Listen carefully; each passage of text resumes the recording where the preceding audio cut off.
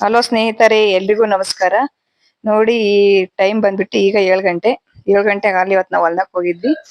ದಾಳಂಬ್ರೆ ಗಿಡ ಇದಾವೆ, ಅವು ಕೊನೆಲ್ಲ ಮುರಿತಾ ಇದಾವೆ. ಅದಕ್ಕೆ ನಾವು ಒಂದ್ ಸ್ವಲ್ಪ ಕಡ್ಡಿ ಹಾಕ್ಬೇಕು, ಗಿಡ ಮುರಿದೇ ಇರೋ ತರ. ಹಂಗಾಗಿ ಸೆಡೆಗಳ ತಗೊಂಡಿದ್ವಿ ಬೇರೆ ರವ. ಅವನ್ನ ನಮ್ಮ ಹೊಲ್ದ ಹತ್ರ ತಗೊಂಡ್ಬರ್ಬೇಕಾಯ್ತು. ಅದಕ್ಕೆ ಟ್ಯಾಕ್ಟರ್ ಅಣ್ಣ ಕರ್ಕೊಂಡು ಕಳೆ ಎಲ್ಲ ಟ್ಯಾಕ್ಟರ್ ತುಂಬ್ಕೊಂಡು ತಗೊಂಬರೋಣ ಅಂತ ಹೋಗಿದ್ವಿ. ನೋಡಿ ಎಲ್ಲ ತುಂಬ್ತಾ ಇದೀವಿ. ನೋಡಿ, ನಮ್ ರೈತರಿಗೆ ಟೈಮಿಂಗ್ಸ್ ಇಲ್ಲ. ಯಾವಾಗಂದ್ರೆ ಅವಾಗ್ಲೇ ಕೆಲಸ ಮಾಡ್ತಾ ಇರ್ಬೇಕು. ಬೆಳಿಗ್ಗೆ 7 ಗಂಟೆ ಆದ್ರೂ ಪರವಾಗಿಲ್ಲ, ಸಂಜೆ 7 ಗಂಟೆ ಆದ್ರೂ ಪರವಾಗಿಲ್ಲ, ನೆನ್ಸ್ಕೊಂಡ್ ತಕ್ಷಣ ಕೆಲಸ ಆಗ್ತಾ ಇರ್ಬೇಕು. ಇಲ್ಲ ಒಂದ್ ದಿವಸ ಲೇಟ್ ಮಾಡಿದ್ವಿ ಅಂದ್ರೆ ಮುಗೀತು ಆ ಕೆಲಸ ಅಂತಲ್ಲ ಅಲ್ಲಿಗೆ ಅರ್ಥ. ಕೆಲಸ ನಾವ್ ಎಷ್ಟ್ ಬೇಗ ಮಾಡ್ತೀವೋ ಅಷ್ಟೇ ಒಳ್ಳೇದು. ನೋಡಿ, ಟ್ಯಾಕ್ಟರ್ಗೆಲ್ಲ ತುಂಬ್ತಾ ಇದೀವಿ. ಒಂದು 400 ಗಳ ಇದ್ವು ಅನ್ಸುತ್ತೆ.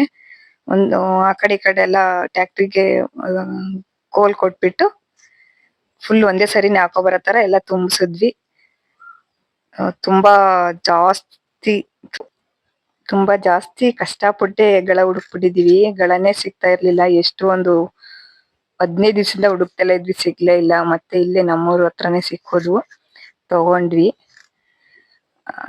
ಯಾರು ಕೊಡದೇ ಇಲ್ಲ ಇದ್ರೂನು ನಮ್ಗೆ ಬೇಕು, ಅದಕ್ ಬೇಕು, ಇದಕ್ ಬೇಕು ಅಂತ ಇರ್ತಾರೆ. ನೋಡಿ, ಟ್ರ್ಯಾಕ್ಟರ್ ಲೋಡ್ ಆತು.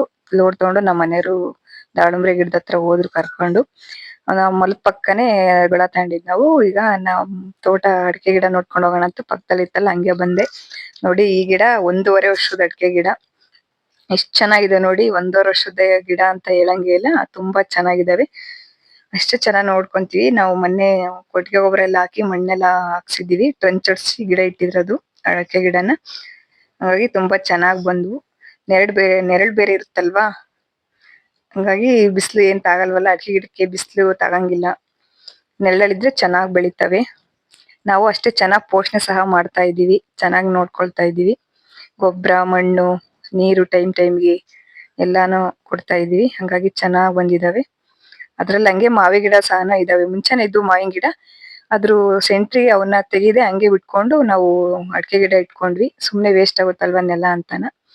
ಮತ್ತೆ ಇವತ್ತು ನಮ್ಮ ಮಾವಂದು ವರ್ಷದ ತಿಥಿ ಇತ್ತು. ನಮ್ಮ ಅವ್ವ ಅಂದ್ರೆ ನಮ್ಮ ಮನೆಯವರು ಇದಾರಲ್ಲ, ಅವರ ದೊಡ್ಡಪ್ಪನ ಮಗ. ಅವ್ರದ್ದು ವರ್ಷದ ತಿಥಿ ಇತ್ತು. ಕೆಲ್ಸ ಮುಗಿಸ್ಕೊಂಡ್ ಬಂದ್ವಿ 10:30 ಮನೆಗೆ. ಅಷ್ಟೊತ್ತಿಗೆ ಅವರು ಎಲ್ಲ ಪೂಜೆಗೆಲ್ಲ ರೆಡಿ ಮಾಡ್ಕೊಂಡಿದ್ರು. ನಾವು ಪೂಜೆಗೆಲ್ಲ ತಗೊಂಡು ಹೋಗಿ ಪೂಜೆ ಎಲ್ಲ ಮುಗಿಸ್ಕೊಂಡು ಒಂದ್ ಸ್ವಲ್ಪ ಹೊತ್ತು ಅಲ್ಲೇ ಕೂತಿದ್ದು ಎಲ್ಲಾರುನು. ನೋಡಿ, ಇನ್ನು ಪೂಜೆ ಮಾಡ್ತಾ ಇದ್ದಾರೆ, ಹಂಗಾಗಿ ನಾವು ಕೂತ್ಕೊಂಡಿದ್ವಿ. ಒಂದ್ ವರ್ಷದ ತಿಥಿ ಅದು. 1 ವರ್ಷ ಆಯ್ತು ನಮ್ಮ ಮಾವ ತೀರ್ಕೊಂಡು. ಅವರು ಚೆನ್ನಾಗೇ ಇದ್ರು ಪಾಪ, ಆರೋಗ್ಯವಾಗಿ. ಇವಾಗ ಯಾರ್ಗ ಹೇಗ್ ಸಾವು ಬರುತ್ತೆ ಅಂತ ಹೇಳಕ್ಕಾಗಲ್ವಾ. ಚೆನ್ನಾಗಿದ್ದೇನೆ ಪಾಪ, ಹುಷಾರಿಲ್ದಂಗಾಗಿ ಹಾರ್ಟ್ ಅಟ್ಯಾಕ್ ಆಯ್ತು. ಹಾಸ್ಪಿಟ್ಲಿಗೆಲ್ಲ ತೋರ್ಸಿದ್ವಿ, ಆದ್ರೂ ಏನು ಯೂಸ್ ಆಗ್ಲಿಲ್ಲ.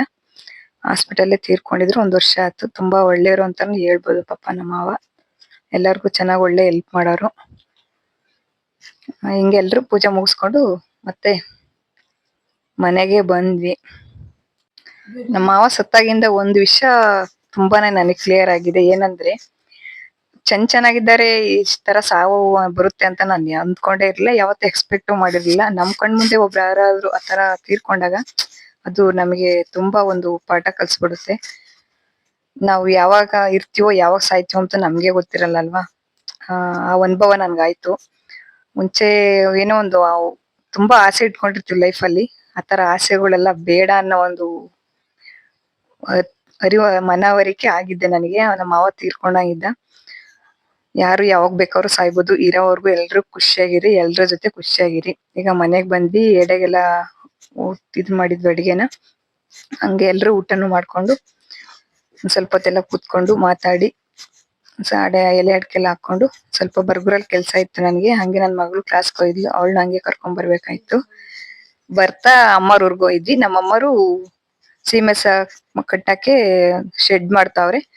ಅದು ಹೇಗ್ ಮಾಡಿದ್ದಾರೆ, ಯಾವ ತರ ಎಷ್ಟಡಿ ಏನು ಮತ್ತೆ ಎಷ್ಟು ಖರ್ಚಾಯ್ತು ಎಲ್ಲ ಅಂತ ಅದನ್ನ ಒಂದು ವಿಡಿಯೋ ಮಾಡ್ತೀನಿ ನೆಕ್ಸ್ಟ್. ಅದ್ರ ಬಗ್ಗೆನೆ ಫುಲ್ಲು ಅವಾಗ ನೋಡಿ. ಮತ್ತೆ ಅಲ್ಲೇ 4 ಗಂಟೆ ಆಗಿತ್ತು. ಮತ್ತೆ ಹೊಲ್ದಕ್ ಬಂದ್ವಿ. ಬೆಳಿಗ್ಗೆ ಗಳ ತಂದ್ ಹಾಕಿದ್ವಲ್ಲ, ಅವನ್ನೆಲ್ಲ ರೆಡಿ ಮಾಡಿ ಇಡ್ಬೇಕಾಯ್ತು. ಗಿಡಕ್ಕೆ ಗೂಟ ಹಾಕಕ್ಕೆ. ಹಂಗೆ ಡೈರೆಕ್ಟ್ ಹಾಕಕ್ ಬರ್ತಿರ್ಲಿಲ್ಲ. ನೋಡಿ, ಆಳ್ಗಳನ್ನ ಇಟ್ಕೊಂಡು ನಮ್ಮ ಮನೆಯವರು ರೆಡಿ ಮಾಡ್ತಾ ಇದ್ರು. ನಾನು ಹೋದೆ. ಹೊಲದಲ್ಲಿ ಕೆಲ್ಸ ಇದ್ರೆ ಮನೇಲಿ ಇರಕ್ ಆಗಲ್ಲ ಅಲ್ವಾ, ಹೊಲದಲ್ಲಿ ಕೆಲ್ಸ ಮಾಡ್ತಾ ಇದ್ರೆ. ನಾನು ಹೋಗಿ ಒಂದ್ ಸ್ವಲ್ಪ ಹೊತ್ತು ಕೆಲ್ಸ ಮಾಡಿ ಹಂಗೆ ಸಾಂಬಾರಿಗೆ ಹುಂಚಿ ಚಿಗುರು ಕಿತ್ಕೊಂಡು ಬರ್ಬೇಕಾದ್ರೆ ನನ್ ಸೊಸೆನು ನಾನು ಹೋಗಿದ್ವಿ. ಬರ್ತಾ ಹುಂಚೆ ಸೀರೆ ಕಿತ್ಕೊಂಡ್ ಬಂದ್ವಿ. ನನ್ ಸೊಸೆ ಬರ್ತಾ ಹುಂಚೆ ಸೀರೆ ಕಿತ್ಕೊಂಡ್ ಬಂದ್ವಿ. ಮೊನ್ನೆ ಒಂದ್ ವಿಡಿಯೋ ಹಾಕಿದ್ದೆ ಹುಂಚೆ ಸೀರೆಂದು ಇನ್ಸ್ಟಾಗ್ರಾಮ್ ಅಲ್ಲಿ. ಅದ್ರಲ್ಲಿ ಕೇಳ್ತಾ ಇದ್ರು ಒಬ್ರು, ಅಕ್ಕ ನೀವು ಹುಂಚೆ ಸೀರೆ ಏನ್ ಮಾಡ್ತೀರಾ ಅಂತ. ನಾವು ಹುಂಚೆ ಸೀರೆ ಸಾಂಬಾರ್ ಮಾಡ್ತೀವಿ. ಇವಾಗ ನೆಕ್ಸ್ಟ್ ಹುಂಚೆ ಸೀರೆಲ್ಲಿ ಹೇಗ್ ಸಾಂಬಾರ್ ಮಾಡೋದು, ಮತ್ತೆ ಅದು ತುಂಬಾ ಟೇಸ್ಟ್ನು ಚೆನ್ನಾಗಿರುತ್ತೆ. ಮತ್ತು ಬೇಸಿಗೆ ಟೈಮಲ್ಲಿ ಅಲ್ವಾ, ತಂಪು ಕೂಡ, ಅದು ಬಾಡಿಗೆ ಒಳ್ಳೇದು, ತುಂಬಾ ತಂಪು ಅಂತ ಹೇಳ್ಬಿಟ್ಟು ನಮ್ ಕಡೆ ಹುಂಚೆ ಸೀರೆಲ್ಲಿ ಸಾಂಬಾರ್ ಮಾಡ್ತೀವಿ. ನೀವು ಮಸೊಪ್ ಮಾಡ್ತಿರಲ್ಲ ಅದೇ ತರಾನೇ ನಾವು ಹುಂಚೆ ಸೀರೆ ಹಾಕ್ಬಿಟ್ಟು ಒಂದೋ ಎರಡೋ ಸುಮ್ನೆ ಲೈಟ್ ಆಗಿ ಟೊಮೊಟೊ ಹಾಕ್ಬಿಟ್ಟು, ಟೊಮೊಟೊ ಏನ್ ಲೆಸ್ ಮಾಡಲ್ಲ, ಹಾಕ್ತಿವಿ ಲೈಟ್ ಆಗಿ. ಇದ್ರಲ್ಲಿ ಹುಳಿರುತ್ತಲ್ವಾ, ಹಂಗಾಗಿ ಹುಂಚೆ ಸೀರೆ ಸಾಂಬಾರ್ ಹೇಗ್ ಮಾಡೋದು ಅಂತ ಹೇಳ್ತೀನಿ ಬನ್ನಿ. ಸೊಪ್ಪು ಸ್ವಲ್ಪ, ಅದಕ್ಕೆ ಬದನೆಕಾಯಿ, ಟೊಮೊಟೊ ಒಂದು ಇಲ್ಲ ಎರಡು, ಅಷ್ಟು ಜಾಸ್ತಿ ಹಾಕ್ಬಾರ್ದು. ಮತ್ತೆ ಸ್ವಲ್ಪ ಕಾಯಿ ತುರಿ, ಒಂದ್ ಸ್ವಲ್ಪ ಬೆಳ್ಳುಳ್ಳಿ, ಮತ್ತೆ ನೆಕ್ಸ್ಟ್ ಬೇಳೆ ಸ್ವಲ್ಪ, ಮತ್ತೆ ಖಾರ ಪುಡಿ, ಸಾಂಬಾರ್ ಪುಡಿ ಹಾಕ್ಬೇಕು. ನಾವು ಖಾರ ಬೇರೆ ಸಾಂಬಾರ ಬೇರೆ ಮಾಡ್ಕೊಂಡಿರ್ತೀವಿ, ಹಂಗಾಗಿ ಬೇರೆ ಬೇರೆ ಹಾಕ್ತಿವಿ. ಮತ್ತೆ ರುಚಿಗೆ ತಕ್ಕಷ್ಟು ಉಪ್ಪು, ಮತ್ತೆ ಹುಂಚೆ ಸಿಗುರು ಅದು ಎಲ್ಲ ಕ್ಲೀನ್ ಮಾಡಿ ಇಟ್ಕೋಬೇಕು.